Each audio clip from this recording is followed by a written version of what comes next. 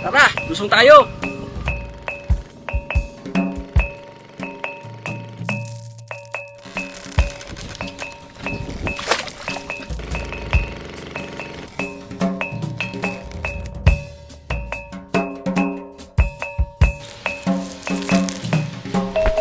Ako po si Mang Boyet. Tara, lusong tayo.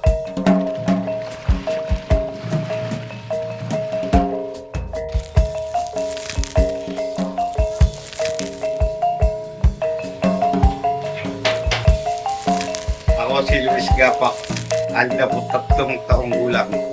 Dati ako magsasaka. Ngayon, wala na, nalubog na ang aming perin. Nangingisda na lang ako. Tara, lusong tayo. Kami po yung mga dating mga magsasaka rito na kumbaga nag-transition sa pangingisda o sa fish farming.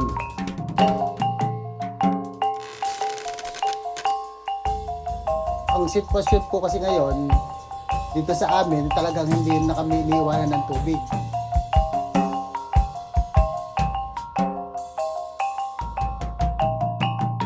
Tara, lusong tayo.